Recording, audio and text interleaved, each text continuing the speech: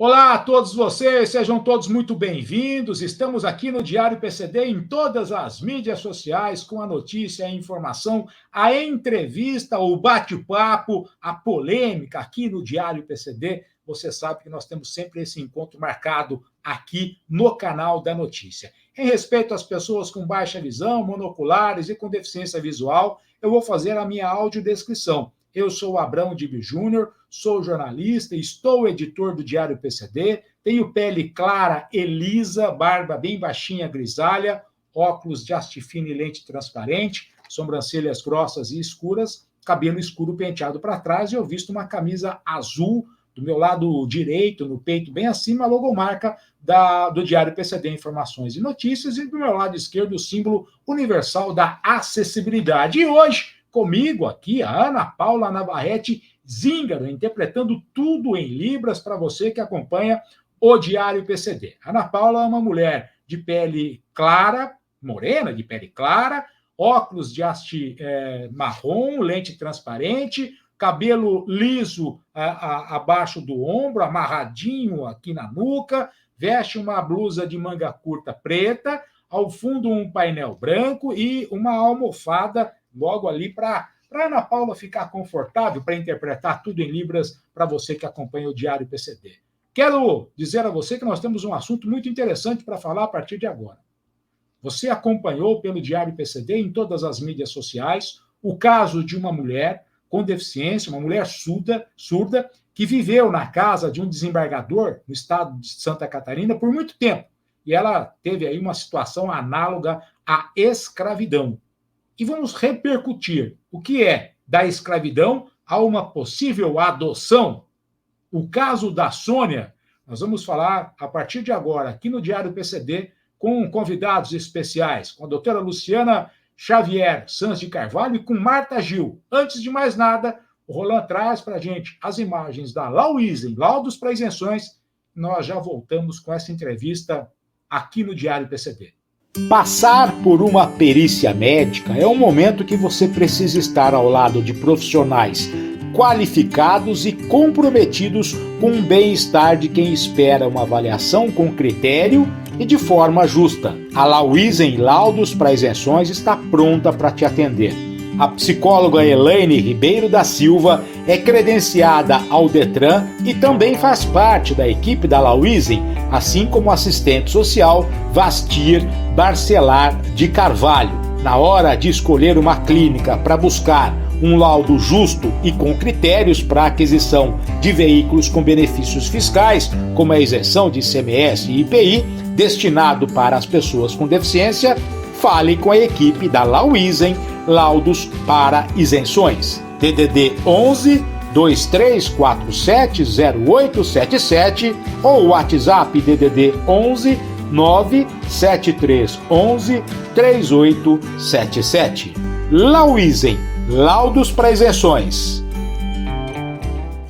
E na noite desta sexta-feira, como eu garanti a vocês, nós traríamos aqui no Diário PCD a discussão sobre uma das mais assustadoras situações análogas à escravidão que nós vivemos recentemente. E nossas convidadas já estão conosco, eu e a Ana Paula Navarrete. Vamos conversar com a doutora Luciana Xavier de Carvalho, auditora fiscal do trabalho e conselheira do Instituto de Trabalho Digno, e também com Marta Gil, fundadora e atual coordenadora da Amancai Instituto de Estudos e Pesquisa. Quero já dar boas-vindas à doutora Luciana, que neste momento fala não só como auditora fiscal do trabalho, mas principalmente como conselheira do Instituto de Trabalho Digno. Doutora Luciana, seja muito bem-vinda. Obrigado por aceitar o convite de estar aqui no Diário PCD, para a gente discutir esse assunto tão polêmico nos atuais dias em todo o Brasil. Seja bem-vinda. Muito obrigada, Abrão. É uma alegria estar aqui com você, é uma alegria incrível estar aqui também com a Marta Gil, que é alguém, como disse, a própria intérprete de Libras aqui na abertura, uma pessoa que, a Ana, né, que nos inspira tanto, que nos traz tanta informação sobre educação, sobre a importância de acessibilidade. Então, é uma alegria estar aqui. Não sei se eu já posso fazer a minha descrição, Abrão, posso? Por favor. Eu sou uma mulher branca, de cabelos e olhos castanhos. Hoje os cabelos estão amarrados aqui. Eu estou com uma mantinha, porque eu estou aqui na cidade de Rio do Sul, em Santa Catarina, e daqui de onde eu falo está bastante frio. E uma alegria você pautar um tema, Abrão, que conversávamos um pouco antes aqui. É uma situação que nos chocou a todos, mas que, infelizmente, a gente sabe que muitas outras situações, possivelmente iguais a essas, podem estar ocorrendo aí nas residências, nos lares brasileiros, tendo em vista que, com a última PNAD, nós vimos que as pessoas com deficiência estão em maior número, proporcionalmente, no trabalho doméstico, se comparado às pessoas sem deficiência. Então, muito obrigada pelo espaço. Eu que agradeço a participação da doutora Luciana. E conosco a Marta Gil, socióloga, graduada pela USP, fundadora e atual coordenadora da AMANCAI, Instituto de Estudos e Pesquisas, e há muito tempo ela atua diretamente em comunicação e disseminação da informação na área da inclusão de pessoas com deficiência, especialmente em trabalho, empregabilidade, educação e formação profissional. Marta, muito obrigado por aceitar o nosso convite. Seja muito bem-vinda ao Diário PCD. Que alegria recebê-la aqui no canal que é seu, Marta. Seja bem-vinda. Muito obrigada, Bron.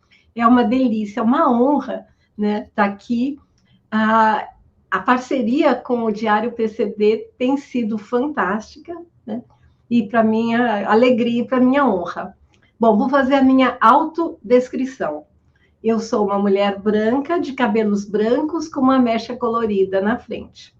Eu uso óculos, eu estou na cidade de São Paulo e aqui está frio. Então, eu estou com uma blusa branca, de gola alta, e um colete cinza claro. Eu estou no escritório da minha casa. Atrás de mim tem uma estante com alguns livros, alguns objetos. E na outra parede tem um quadro de aviso, despencando de avisos, e tem alguns quadros. E eu agradeço muito estar aqui com Luciana, com você, e tendo esse apoio da Ana, é uma maravilha. E para falar de um assunto, a gente vai falar de direitos das pessoas com deficiência, que é um assunto da maior importância. Então, muito obrigada. Nesse quadro de recados que a Marta disse, deve ter uns 30 recados do Diário PCD lá incomodando a Marta. Mas vamos lá, deixa isso para lá. Nós vivemos já há algumas semanas a divulgação de parte da imprensa de um caso que aconteceu em Santa Catarina, em que uma mulher, né, foi encontrada em situação análoga à escravidão. Esta mulher é uma pessoa com deficiência. A Sônia morava, né, desde há muitos anos na casa de um desembargador no estado de Santa Catarina. Houveram denúncias e o Ministério Público do Trabalho, em uma ação coordenada, acabou encontrando essa mulher nessa situação.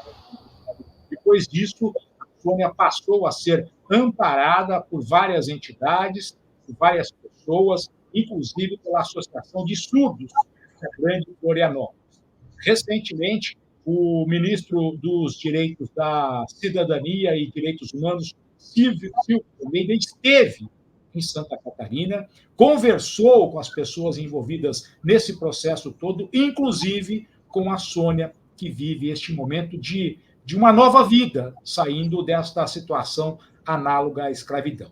Eu queria começar já com a doutora Luciana, dizendo da dificuldade que o Ministério Público deve ter tido para chegar a um momento como esse, de encontrar uma mulher nessa situação análoga, e como é que vocês, não só a senhora como auditora fiscal do trabalho, mas como conselheira do Instituto Trabalho Digno, avalia esta operação e esses primeiros momentos de resgate da Sônia, doutora Luciana?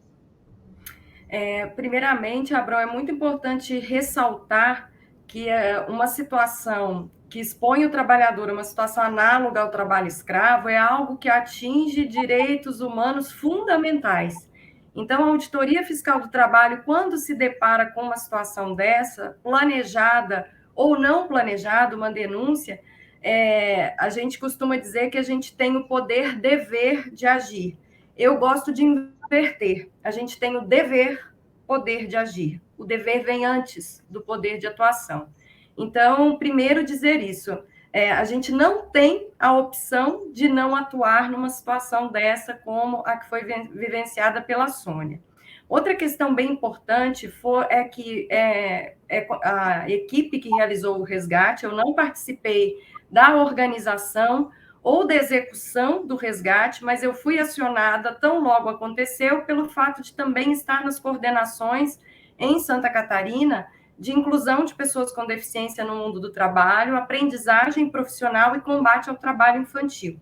Então, foi uma denúncia recebida pelo Ministério Público do Trabalho, que é um grande parceiro nosso, e o Ministério Público do Trabalho, tão logo recebeu, encaminhou para a Auditoria Fiscal do Trabalho. As ações de combate ao trabalho escravo, elas são sempre coordenadas pela Auditoria Fiscal do Trabalho, porque tem alguns direitos trabalhistas que necessitam da autoridade fiscalizatória para a garantia desses direitos para o trabalhador, como, por exemplo, as guias de fundo de garantia, de seguro-desemprego. Então, são equipes geralmente compostas pela Auditoria Fiscal do Trabalho, Ministério Público do Trabalho, nesse caso, Defensoria Pública da União, Polícia Federal para prestar o auxílio policial, e Ministério Público Federal. Então, todos esses agentes estiveram envolvidos nessa ação específica de resgate da Sônia e foi de comum acordo, de convencimento de todas essas partes, Ministério Público do Trabalho, Ministério do Trabalho e Emprego, que eu faço parte, e Defensoria Pública da União, de que era, sim, uma situação análoga de escravidão e, portanto, a Sônia foi retirada daquela residência, foi para um abrigo e está sendo acompanhada e sendo oferecida a ela, né, agora, a educação, a vivência comunitária que a ela faltou, porque chegou criança ainda nessa residência.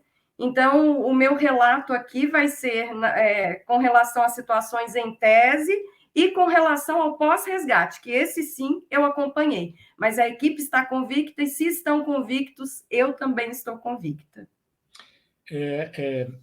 Marta, você atua já há muito tempo na comunicação, né, e na disseminação da informação na área da inclusão da pessoa com deficiência.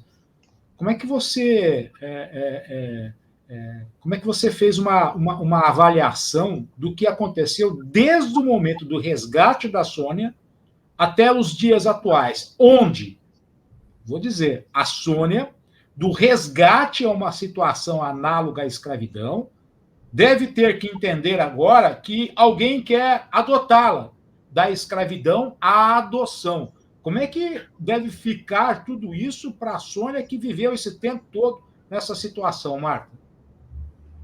Bom, em primeiro lugar, eu acompanhei muito de longe. Eu estou aqui em São Paulo e não faço parte de nenhum desses órgãos públicos, né?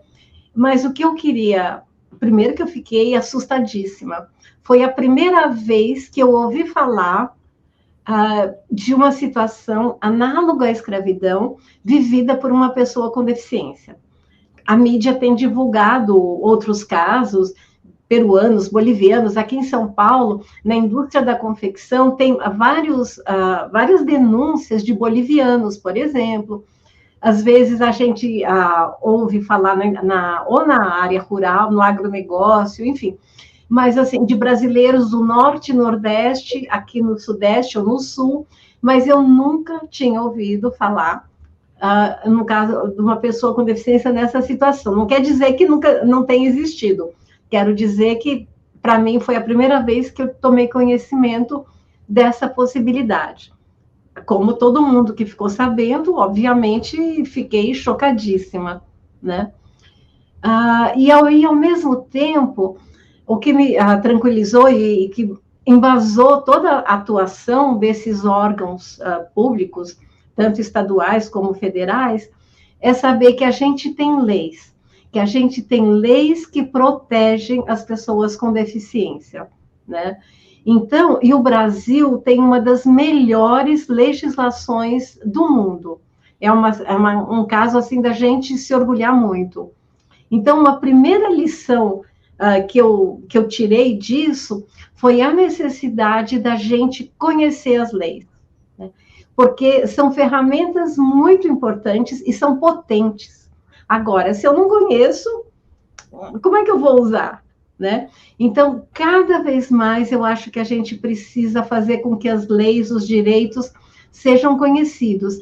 E agora, recentemente, no mês passado, teve um congresso grande da ONU lá em Nova York, e a linguagem simplificada foi uma das resoluções. O que significa isso?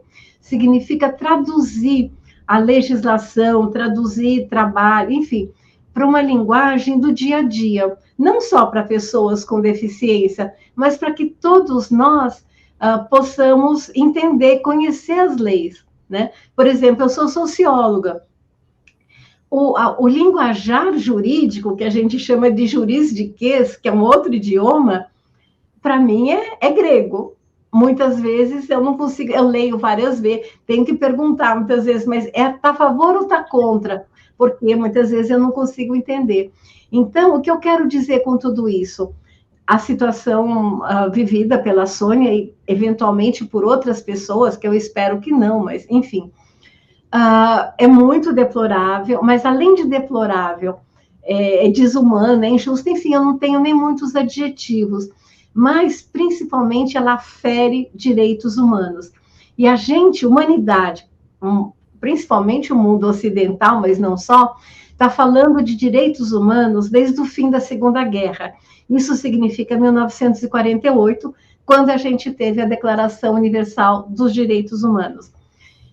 Em 2006, a gente teve a Convenção sobre os Direitos das Pessoas com Deficiência, que fala sobre o acesso à informação, o acesso à comunicação, a possibilidade de, mais do que a possibilidade, o direito de exercer a sua vontade, né? Então, eu acho que desse caso terrível, eu acho que a gente pode tirar uma série de lições. Como essas coisas, a Sônia está processando isso, eu não tenho a menor ideia, eu não tenho contato com ela, enfim.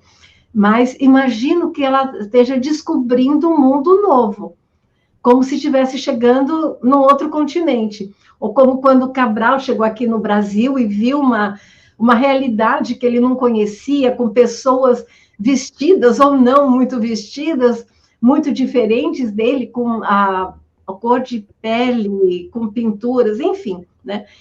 Imagino que ela esteja descobrindo um mundo novo. E o que eu estou achando fantástico, pelo que eu estou acompanhando de longe, é que ela está tendo o apoio que ela merece e precisa. E que esse apoio também é garantido por lei. Ninguém está fazendo isso porque é tão bonzinho, tem um coração de ouro. Hoje eu acordei assim, nossa, um anjo, né? Não é isso, a gente está falando de direitos e do exercício de direitos. A Sônia, para quem está chegando agora, para entender, a Sônia é uma mulher surda, né, que viveu por décadas na casa de um desembargador do Tribunal de Justiça de Santa Catarina. E ela foi, há pouco mais de 2 meses, que ela foi retirada da casa desse magistrado e está aí sendo atendida por várias associações, e ela agora começou um processo educativo, né, buscando aprender os sinais referentes às pessoas, cumprimentos, e ela tem demonstrado aí uma vontade muito grande desta aprendizado. Ela está fazendo, inclusive, dança. Agora, o que foi apresentado, doutora Luciana, é de que a Sônia não tinha nenhum tipo de direito recolhido, por exemplo, como fundo de garantia, etc., não tinha registro em carteira, não tinha convênio médico, enfim, ela estava totalmente desamparada de todos os direitos que um trabalhador deveria ter, não é? Agora, o magistrado quer adotá-la. Talvez aí ela possa até ter algum direito se ela aceitar a adoção, mas ela não tinha nada até que ela foi retirada desta casa. Agora, este fato que envolveu a Sônia, a doutora Luciana, Não é um momento de que a população, de que a sociedade possa olhar para o vizinho do lado, para o vizinho do outro, para o vizinho que mora no apartamento do andar acima, do andar abaixo, para tentar evitar que mais pessoas enfrentem o que a Sônia enfrentou por tanto tempo na casa desse magistrado? Abrão, eu acho que é muito importante falar, e até refletindo sobre o que a Marta falou, que alguns trechos fortes da convenção que me marcaram muito em relação a esse caso da Sônia, porque quando a gente pensa na Sônia, tantas coisas que a atravessam e que também me atravessam. Ela é uma mulher, ela é uma mulher negra, ela é uma mulher surda e uma mulher que foi para essa residência ainda na infância, ainda durante a adolescência.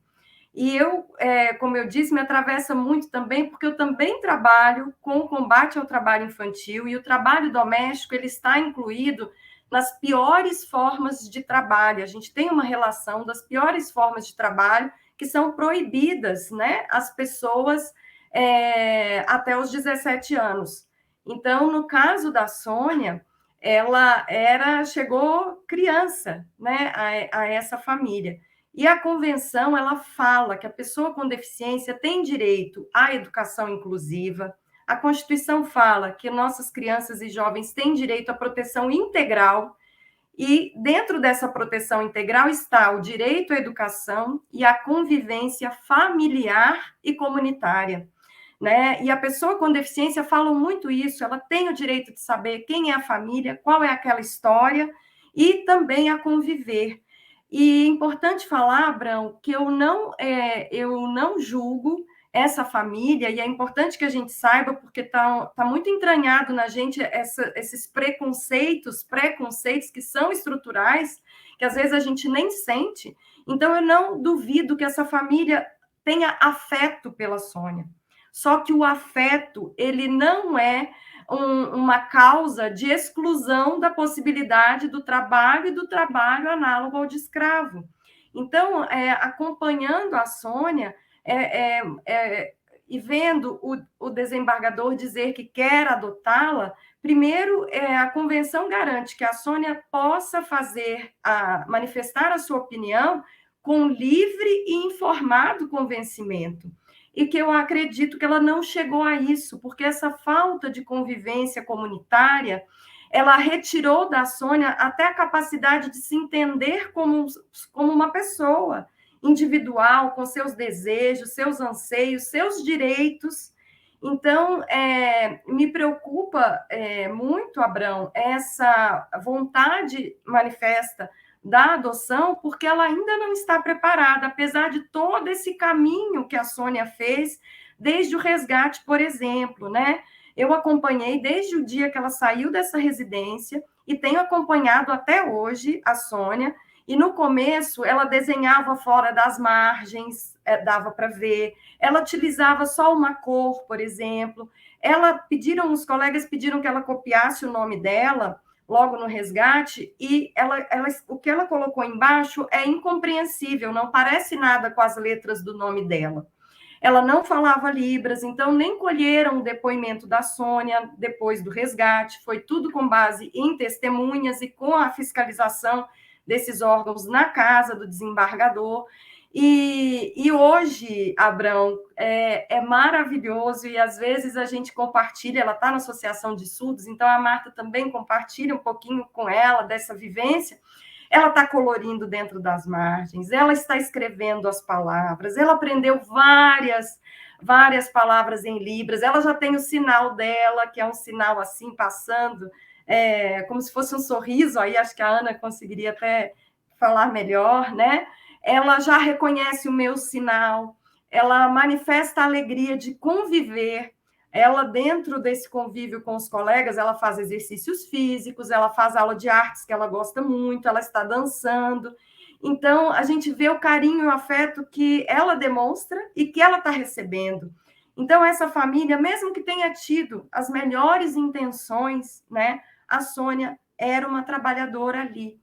a situação dela, comparada das irmãs, até pelo fato dela não ter sido adotada na infância, dela não ter frequentado a escola, né, dela ser analfabeta em Libras e em português, de ela ter feito alguns documentos muito mais à frente, de o desembargador dizer que a irmã que não é, né, que tem uma especialidade na medicina, que a tratava e não um plano de saúde, mas será que era o mesmo com as outras irmãs, né? As outras irmãs, filhas dele, com certeza tiveram educação, a gente talvez viajaram, não sei, talvez fizessem terapia, talvez fizessem academia, né? Talvez estivessem no salão de beleza. Será que era com ela da mesma forma? Né? A gente tem que chamar a atenção para isso. Doutora Luciana Xavier Sanz de Carvalho, ela é auditora fiscal do trabalho e conversa aqui no Diário PCD como conselheira do Instituto do Trabalho Dígamo. Também está conosco Ana Paula Navarrete Zingra, interpretando tudo em Libras, e Marta Gil, socióloga graduada pela USP. Ô Marta, depois desse relato da doutora Luciana, da Sônia, há 2 meses, sendo resgatada, e da Sônia, hoje, sendo acolhida pela sociedade, principalmente pela Associação de Surdos da Grande Florianópolis. Se os direitos das pessoas forem garantidos, a qualidade de vida pode ser outra. Talvez aquilo que a Sônia não tenha tido lá atrás. Ô Marta, o que você avalia sobre isso? Não, certamente, a gente andou muito nesse sentido dos direitos humanos, né? Falando aqui especificamente de pessoas com deficiência, mas também falando em geral. Quando eu era menina, essa história da Sônia me reportou algumas lembranças, né? Quando eu era menina, algumas famílias, não a minha, mas famílias amigas da minha família, apresentavam uma pessoa dizendo assim: esse é o fulano, essa é a fulana, é o filho de criação. Na cidade de, não sei se esse termo era comum em outros lugares do Brasil, né? Mas aqui em São Paulo era comum, né? E o que significava esse filho de criação? Em geral, ele não tinha o mesmo status, não tinha as mesmas oportunidades, como a Luciana falou, né? Então, eu acho que falta muito ainda para a gente não só conquistar leis, mas principalmente aplicá-las, né? Mas nós já caminhamos bastante, né? E eu acho que cada vez mais a gente precisa conhecer as leis, os direitos, para poder aplicar. Se eu não conheço, se eu não sei o direito, por exemplo, nessa situação, há uma situação de adoção. Até que ponto a Sônia entende o que significa adoção? É um termo muito abstrato. Uma coisa é eu entender o que é um pão, o que é uma comida, tal. Mas e esses valores mais abstratos, mesmo como família? Que conceito ela tem de família se foi tirada da família dela? Ela tem ainda contatos com a família de origem? Eu não sei, são perguntas, né? Essa família, provavelmente essa família entregou a Sônia na melhor das intenções, né?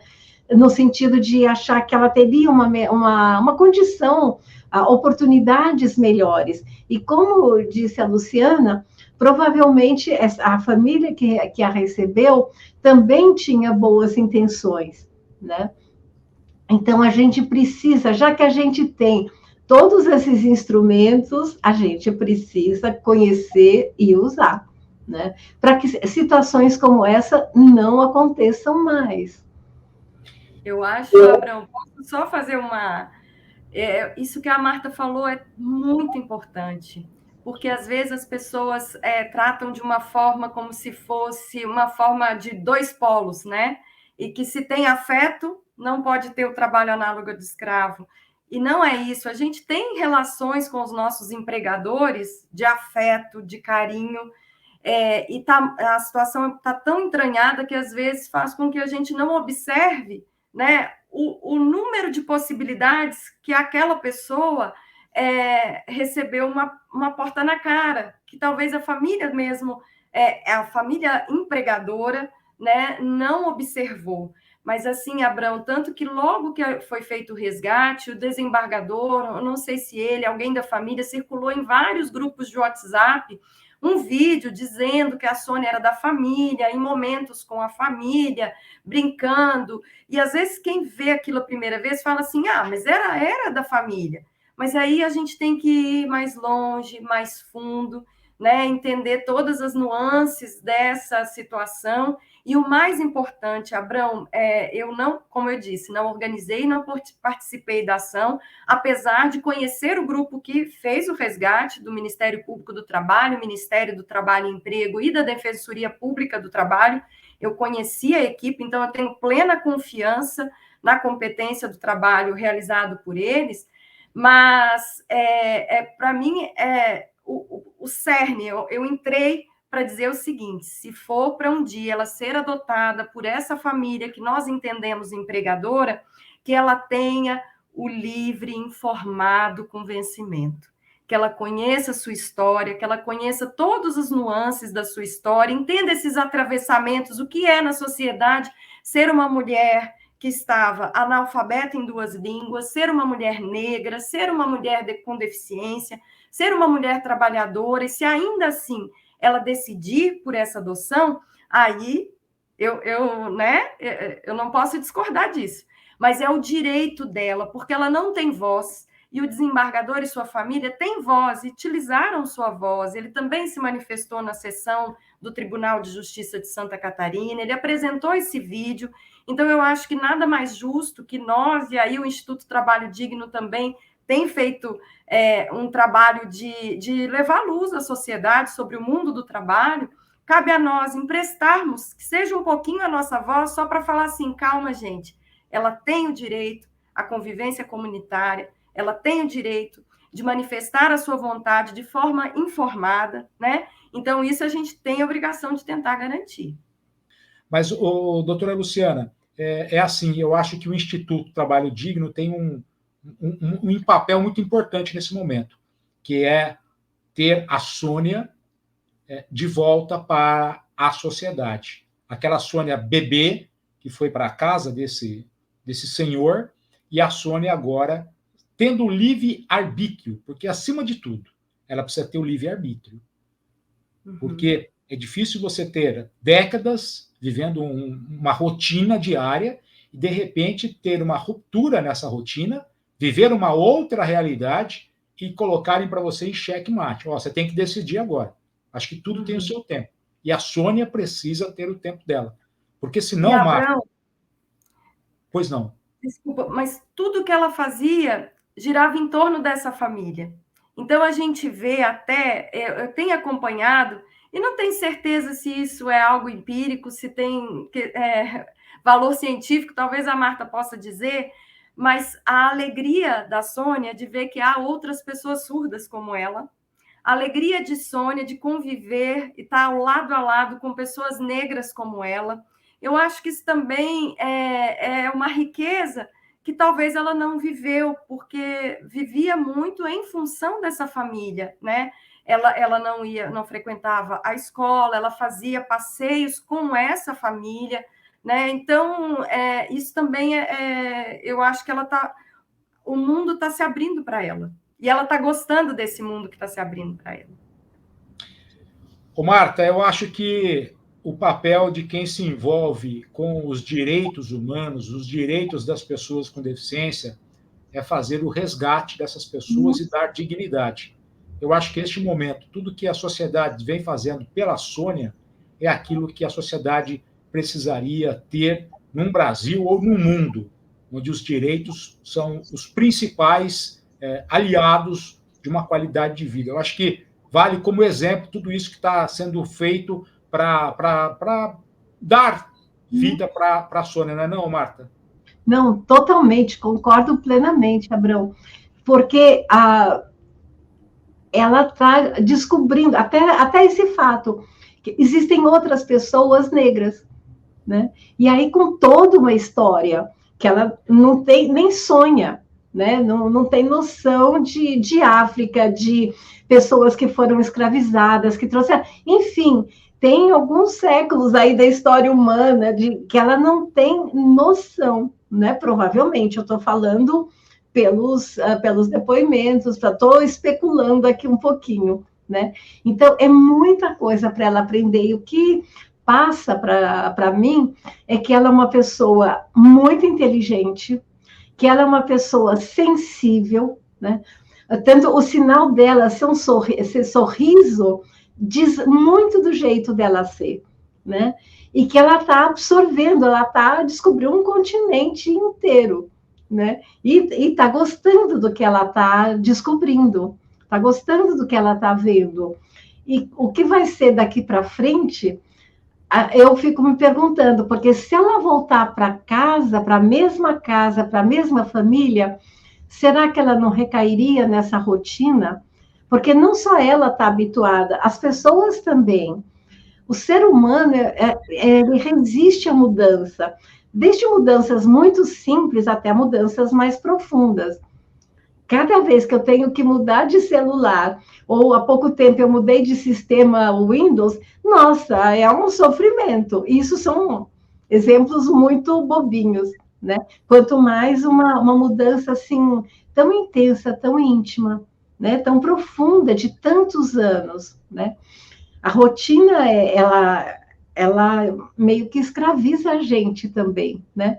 Então, eu acho que é uma situação importantíssima e que a gente deveria estudar, deveria conhecer para evitar. Não conhecer com aquela coisa científica de, estou olhando aqui no microscópio, não é isso, né? É um ser humano. E a gente precisa evitar que isso aconteça para outras pessoas, né? Legal.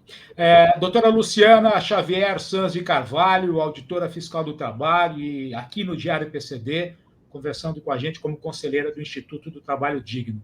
Doutora Luciana, quero parabenizar a todos vocês que acolheram a Sônia, que como sociedade acolheu a Sônia, assim como sei que vocês acolheram outras pessoas, né, no decorrer da história, no decorrer do tempo, e estão sempre aí disponíveis para acolher todos aqueles que precisarem do trabalho de vocês.